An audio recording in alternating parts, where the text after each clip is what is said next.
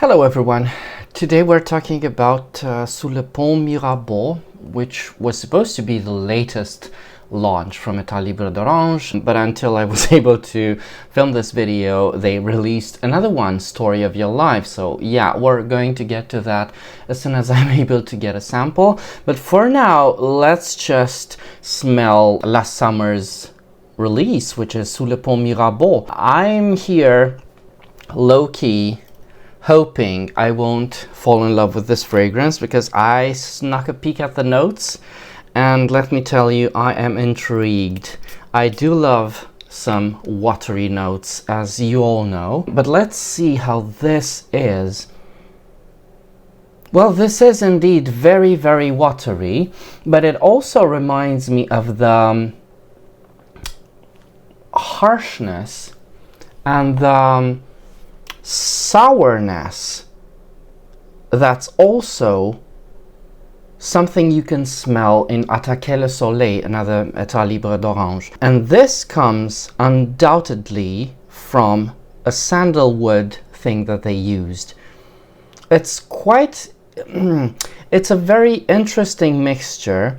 You know, as most of État Libre d'Orange scents are. I'm trying to find the Fragrantica page. I was hoping to not need it because I was looking on the official website, but they don't list the notes as beautifully as you can see them on Fragrantica. So the notes for this are fig leaf, pepper, bergamot, elemi, sea notes, ozonic notes, violet, olibanum, sandalwood, organox, which is, I suppose it's something to do with ambergris or ambroxane. It's another derivative. The Maine laboratory. Okay, Maine or Man is a French company.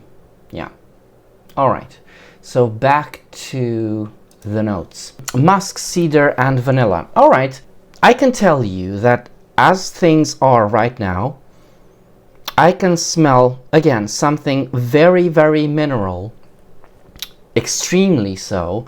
It's very, very similar to the freshness in Attaquer le Soleil, and I liken the entirety of Attaquer le Soleil, here I am talking about another fragrance, I liken the entirety of Attaquer le Soleil's smell or olfactive imprint to the heads of matches, which is highly mineral, woody, and very sharp, sour, right? It's something akin to, you know, maybe the smell of charcoal, of earth, or of gunpowder. So it's quite similar to that. It's very funny that from the entirety of these notes that I see listed here, you know, fig leaf, ozonic notes, maybe that's the one, violet and olibanum. I think it's the olibanum and the sandalwood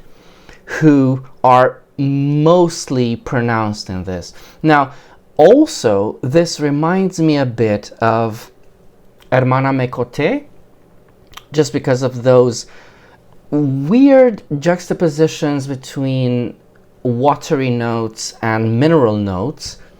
And I can say that in its, you know, on the whole, the fragrance is very, very familiar to me. It reminds me of another scent that I've smelled before, but again, it's quite difficult to place, but it's very, very familiar. Now, I want to see who made this. Maybe I'm curious if it's Antoine Lee, because I want to see some correspondences between other Antoine Lee scents. But again, this is a highly synthetic, like made in a lab, which is, you know, very, very true, sort of scent that's beautifully rendered. And I think this is increasingly becoming one of État Libre d'Orange's main characteristics, you know, creating these avant-garde scents that are highly synthetic feeling and highly modern and highly contemporary, which is not at all a bad thing. And they're also quite artistic. Now, as I'm smelling this, I'm also getting a very powerful image of a violet that's increasingly even more, gradually more potent. So I should reevaluate. I think the most powerful things that I smell here are the violet, the sandalwood with its woody acridness, and olibanum. And underlying all of these is this watery mineral thing that keeps it all together and creates this quite interesting vibe. Now, I am very curious to see if anybody on Fragrantica has likened this scent to anything else that I might agree with, but I don't see it. I don't see anything. You can check them out for yourself. These, this perfume reminds me of section on Fragrantica isn't always the most reliable resource. It's just what people think.